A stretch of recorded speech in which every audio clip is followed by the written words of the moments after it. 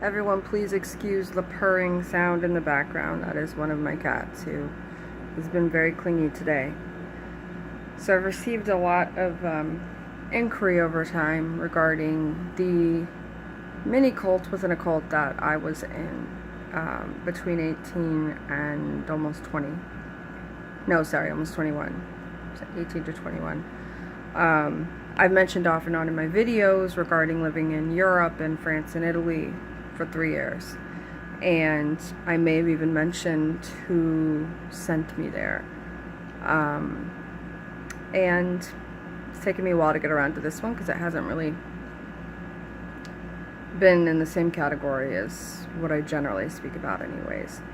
Now, the questions vary, but what I'm going to get into here is basically, and I am actually going to name this specific cult, because if anyone is looking into it or has their concerns because your child or loved one is there, or considering putting them there or sending them there, I, for years, have actually wanted to do whatever I could to out these people and what they do in the background. And it's a different level. Obviously, if you're already in a cult, if you're already used to being in a cult and you don't know it, you are going to be more susceptible to adapting to another one or one within one. So when I'm talking about cult, I'm talking like my family, Catholic at the time as well as I, knew this was a cult. Like by the time, I don't know if it was when I was still over there or if it was when I first was able to come home for a visit, which was like 2 years later, or 2.5 years, I think. But regardless, this is like where it's pretty extreme, and I think that there's some warning signs and things that you can look at to know, don't get involved with this, don't go there, don't send yourself there, don't send anybody else there. So I can't speak for anyone else, but I did spend 3 years in this cult. And the name of this cult is Comunitá Cenacolo. So that's a community of the Cenacolo.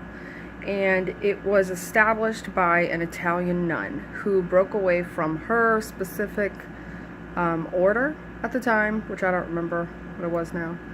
And her name is Sister Elvira. And I knew her personally about a year in. I'd met her before, but once I was there for a year, I knew her personally. I was at their convent for several months, and she took a specific interest in me when I was there. And I'll get into that more, but this woman basically apparently had this draw towards the alcoholic men on the streets of Italy, and she wanted to help them, and apparently she petitioned her superior over, I think, a 6 or 7 year period it was, before she was given permission to leave the order and go pursue this ministry, we'll call it. And basically they were like, well, we're not going to help you, we're not going to condone it, but you have permission to leave and go do it yourself. And any of the other nuns at the time that wanted to go with her could. And there were 2 that went with her, and one of them's name was Nevis, and I cannot remember the third one because I've only met or, encountered the first 2. And Nevis will be brought up later on in this as well, though it was more relevant when I was Catholic and I was trying to basically out what this cult was, even when I was still a Catholic. So obviously I have even more of a different view of it at this point. But basically the way that people get drawn to this specific cult is generally if you're Catholic, first off.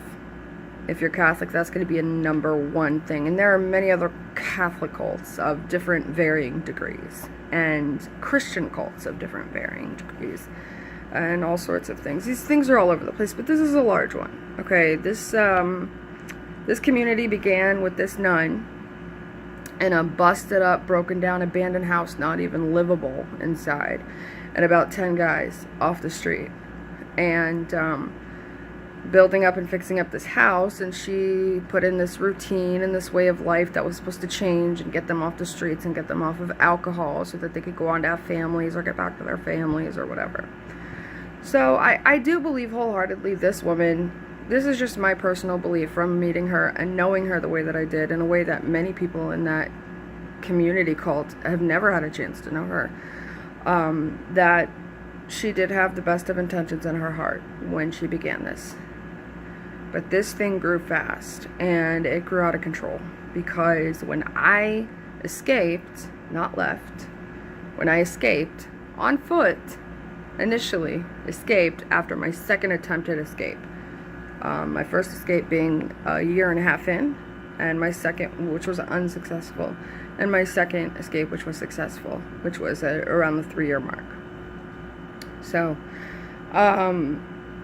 anyways, when I had left at the time, escaped, was July of 2007.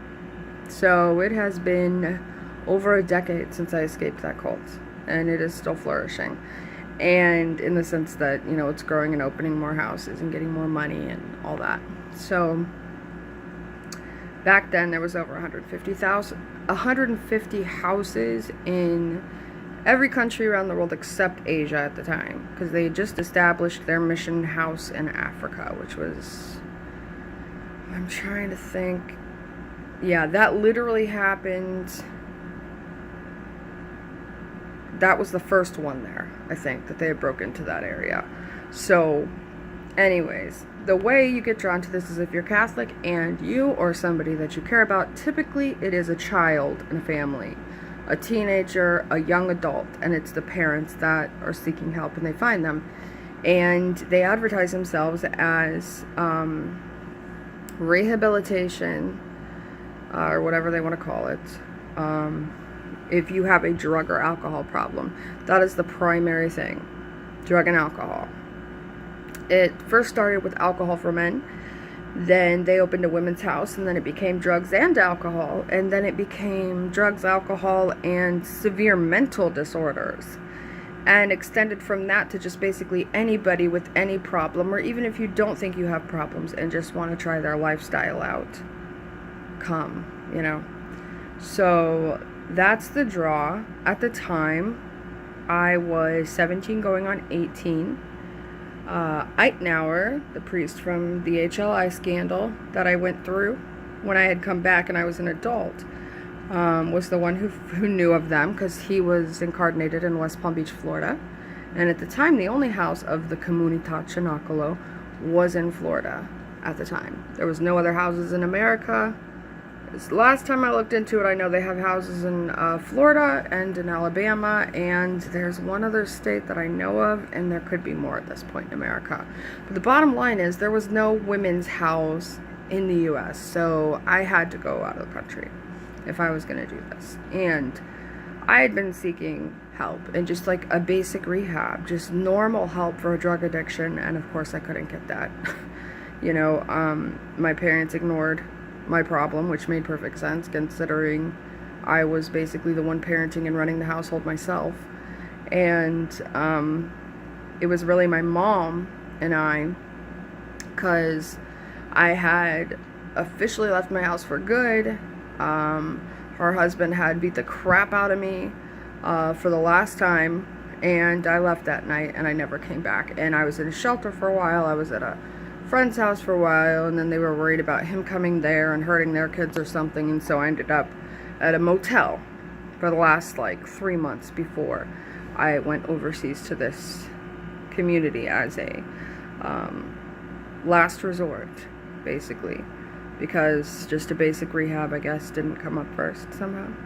Like back then, I don't know how it all worked, but with the insurance and money, it wasn't happening, basically.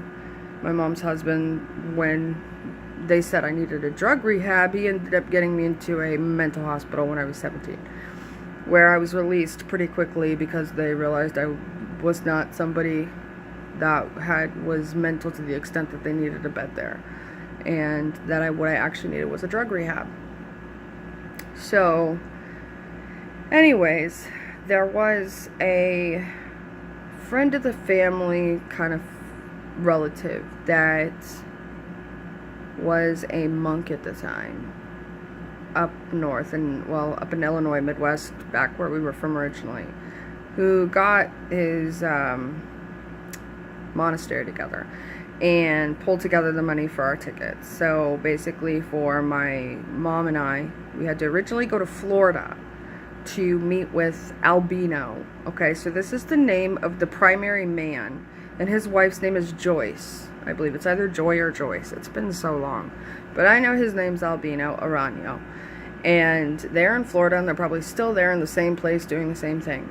And what they do is they basically, what I want to say is recruit people into this community, because trust me, they will take anybody. They will act like it's difficult for you to get in and it's this once in a lifetime chance, but they will get your child, they will get your son, they will get your daughter, they will do whatever they can to convince you that this is the only way to save them, and just get their foot in the door. And especially with the Americans, getting them overseas, it's a big deal to fly overseas, the money it takes and everything else like that, get them into the house, and then like, oh, we're just going to go back home because this isn't working out. You know, it's much more difficult to change your mind when you're American at the time anyway. Now, went down there, flew down there for a few days. We were in St. Augustine, or Augustine, depending on how you pronounce it, wherever you're from. And we went there, and we were at the men's house at the time. And I want to say we probably spent maybe like an hour there, and we were talking to him, and then I think he talked to me by myself personally, and I don't even remember what was said. It was just questions about, you know, my use or drug use or what I was wanting to do, and I remember at one point towards the end he was like, so where do you want to go? You know, you can only go overseas. You want to go to Italy? Do you want to go to France? Do you want to go here? Do you want to go there? Well, they have houses in Lourdes, France, and Lourdes, France was like, are you kidding me? I want to go to Lourdes. I was Catholic. It's a story that I knew of from the time I was a little kid, you know, and their little cartoons that they make, the CCC company. And, you know, where Saint Bernadette had Marian visions and the whole Immaculate Conception, blasphemy, and doctrine came out in the Catholic Church. And that whole sanctuary in the grotto where the apparitions happened, in a pig, swine, stall, whatever you want to call it, with this perfectly graven hole, oval indentation in the cave where it was just perfect for this little Marian vision to happen. So to me, it was like a kid getting to go to Disney World. I was like, are you kidding me? I want to go to Lourdes. And he's like, okay. So a big part of these cults, when they're trying to get your foot in the door, is to kind of give you what you want in a lot of senses, at least initially, to say that they will, and to get you excited about it in some way, and think that you're getting something out of it that like is just particular, like you once in a lifetime type of thing. So they had it set up. I was going to Lourdes. Initially I was sent to a home in Ade, Lourdes, which, you know, you have Lourdes in southern France, and then you have these little surrounding villages that are all kind of considered Lourdes, but they're all, you know, you have Ade, you have Bartrez, you have Bergerie, all these different, Loubajac, there's all sorts of different little villages surrounding it. And it was the dead of winter when my mother and my sister right under me flew out. And oh, it was such a dark time. It was weird, it was surreal. I'm having memories about it right now. We flew out, and I had never flown across the country, never been out of the country. It took a while to get all the documents together and everything. But basically, we get there. I remember it was just such a dark time. It was just so sad and depressing. I remember life just was... To me, I knew I was going to die if I didn't do something. I knew I was going to die if I didn't get help, because I'd been about a year into the opiate addiction from when I was prescribed Vicodins at 17 in Chicago, when I was temporarily living away from the chaos in my family and the violence. And basically was pills and mixing the pills with alcohol at the time, which is obviously extremely dangerous. And I think at the time, around when we were flying out, I was probably popping about 30 at a time, like 35 milligrams, like a bottle basically, at a time. That's where my tolerance was. So, mind, this is not a detox. They do not detox you. These are not medical professionals. There are no medical professionals at this community cult. There are no medical or psychological professionals. There's nothing. These are just regular people, and every last one of them running it have been and are recovering drug addicts that went through the same thing. So it's not a situation where you have somebody who's been to school and is a professional and has to answer to a board or different people and make sure that there's not abuse going on and there's not anything wrong going on. This is people that just came and lived there for so long and decided to be loyal to what was expected of them, and then got positions where they were placed in charge of this house or that house. So they'd take somebody who'd been there for 3, 4, 5, 6, 7 years, open another house, say, hey, you get to be in charge of this house because you've been loyal to us for this long. And so it's the blind leading the blind, really, is what it comes down to with something like this.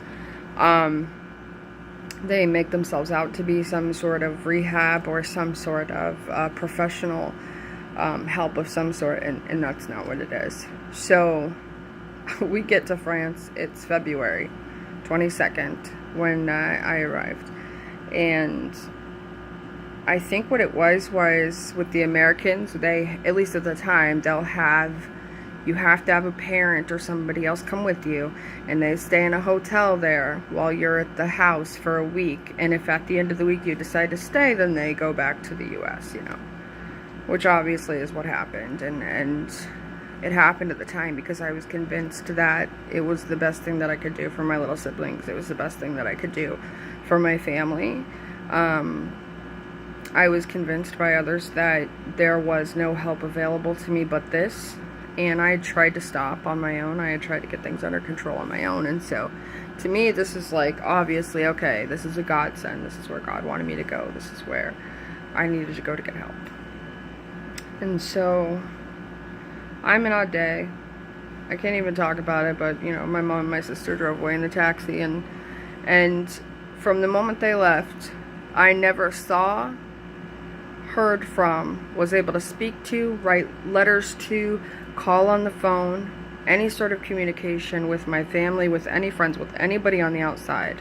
You are cut off 100%. And not only are you cut off from any communication from the outside world or your family, period. I mean, even phone calls. I forgot the sound of family members' voices. Like, I forgot what people sounded like. I started to forget what they look like, because guess what they do? They wait till your family leaves for this one. They take pictures, albums, any pictures that you have of your family, any pictures that you have of your friends, anything that reminds you of your home and who you are and where you came from is taken from you and locked up. Everything. They take every personal item of yours and anything that would be unique to you and who you are in your story, and they lock it up. And they wait until, your family's gone for that. Because once your family's gone, they're never going to hear from you again, as far as you know. And you would not believe how many people escape, how many people have to pretend like everything's going well, and then their families come to there's an annual festival where U.S. families and other families can come and visit, and it's a 3-day thing, and it's very controlled. You're only allowed to spend like an hour with your family at their little lunch on their property. You can't go anywhere. Like, you're completely controlled. And I saw so many friends and so many people that I knew in the community, basically parents coming out to smuggle them out of the property to get them out. And it's just insane, but I'm getting a bit ahead of myself. So remember, I got there and they took everything from me and locked it up, and their explanation for that is, oh, we just want you to focus on yourself. It's really difficult for somebody to adapt to the culture shock and everything else going on if you have pictures of your family to look at and other things like that. So they're like, well, we'll give it back to you eventually. They don't tell you when, but we'll give it back to you eventually. This is going to be more than a one video series on this. It's just not going to be possible for me to fit it into one. But I remember the first night I got there, they have one girl that had been there for almost 3 years, and she was an American, and so she translated for me the best that she was able. But other than that, nobody else spoke English really. And it was like there was probably about 40 of us in the house at the time. So you're thrown into a completely different country, culture shock. I learned Italian in the first month I was speaking. So I would say in the first month I understood everything and was speaking, and within the first 3 months I was speaking fluently. And no classes or anything like that. That's just survival. I've always had this thing with communication barriers anyways. I love that I speak Italian. I love learning other languages.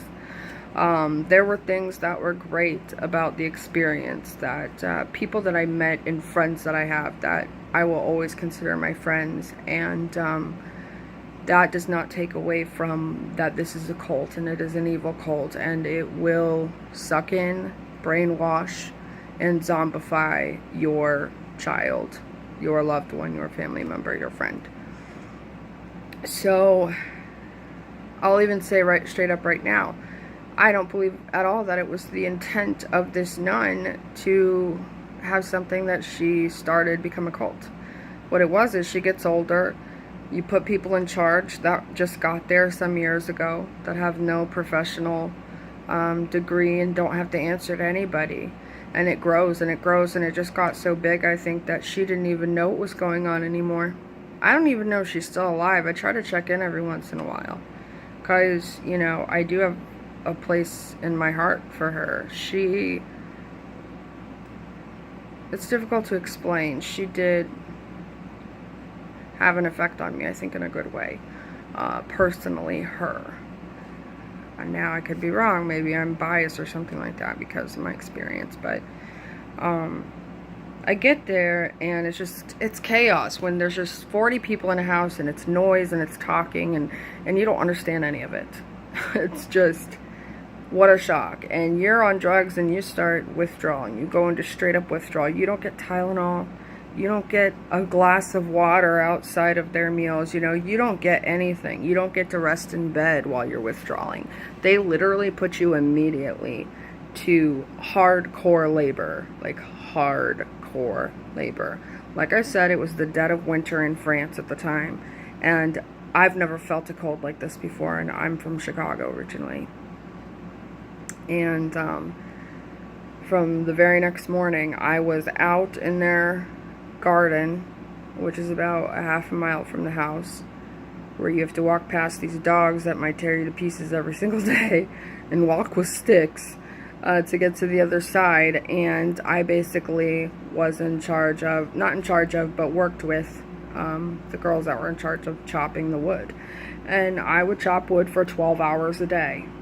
12 hours a day, in withdrawal, in detox, malnourished, extremely sick, chopping wood in the freezing cold dead of winter for 12 hours a day. And that's what I did for the first 6 months before they moved me to something else. Now, I remember that night is when things just got really weird, and I was like, what am I doing here? So that night, we're gathering for dinner, and they're saying this prayer, dinner prayer, whatever, which was the typical Catholic, bless us, O Lord, in another language. And then all of a sudden they all start to sing this song and do these hand motions, and I can't remember being more uncomfortable in my life. I was like, what is going on here? I just stood there. I remember frozen, like, what is this? What's happening? I mean, it was just weird. Okay, it was just weird. Well, guess what? Whether you want to or not, within a matter of weeks, you are going to be singing and doing all those hand motions the same as all these other girls, because all there is to survive there is conformity. You literally will do and think and say and speak and see as they command you to. And other than stripping you of any personal identity, not just talking about taking away, memorabilia and personal items and pictures and cutting you off from the outside world. I mean, you're no longer allowed, you can't tell anybody your last name. You can't speak about anything that happened the day before you arrived there and before in your life. We can't talk about our families. We can't talk about our lives. We can't talk about who we are. Literally, you are penalized if this happens. You are only to speak of the community that you are in at that time and the people that are there at that time. And there is no looking back. There's no turning back. There's no, literally, they strip you of who you are. And it is now wrong. And you will be punished for thinking of or speaking about your life, experience, who you are, where you came from, at any time. Another thing that they implement after they strip you of everything that you have and your last name, alright, sorry, I had to deal with a little issue. So other than stripping you from everything that you are and who your family is and where you came from in the world outside, there are certain rules that are held very tightly in place in this community. And one of them is you can never be alone. You can never have any privacy whatsoever. Literally. Actually, I'm sorry. The closest you will ever get to having any private moment is taking a crap. And the chances are that's still not going to happen because the bathroom is just open to everybody. And if you are in there longer than what they deem fit, then you will have people banging on the door, breaking in, screaming at you. Eventually, any sort of attempt to have any sort of privacy or a moment alone. You are not allowed to be alone. You must always, always be with at least one person. And you are not allowed to be with specific people unless they deem it's okay. And the people that you're allowed to be with are people that have been there for years, who have already been brainwashed and have already conformed to this cult. And so basically they put somebody who's been there that they can trust, that is so brainwashed to the point that they are faithful to this cult, and they will implement the same ideas, and not implement, force the same ideas onto you. And so you're put with somebody who's at least been there for 3 years. Now, I will point out that this community, at least at the time, and as far as I know up to this day, will ask of 3 years if you want to come into this community, if you want to send your child here, or you want help. You gotta commit 3 years, and then you get to go home. That's what they'll tell you when you first come in the door, which is a long time, right? I mean, it's a long time. I don't even know of a rehab that is that long. But anyways, it's 3 years that you gotta commit, and that's not how it goes. They just tell you that. Once you get to about the 2-year mark, kind of get past that 2 years. Yes, baby. Excuse me. Once you get past that 2-year mark, they start talking about how you need to spend more than 3 years. You get to the 3-year mark, well, that's not enough. You need to stay 4. You need to stay 5. And then before you know it, you realize there are people there that have been there for 10 years, 15 years.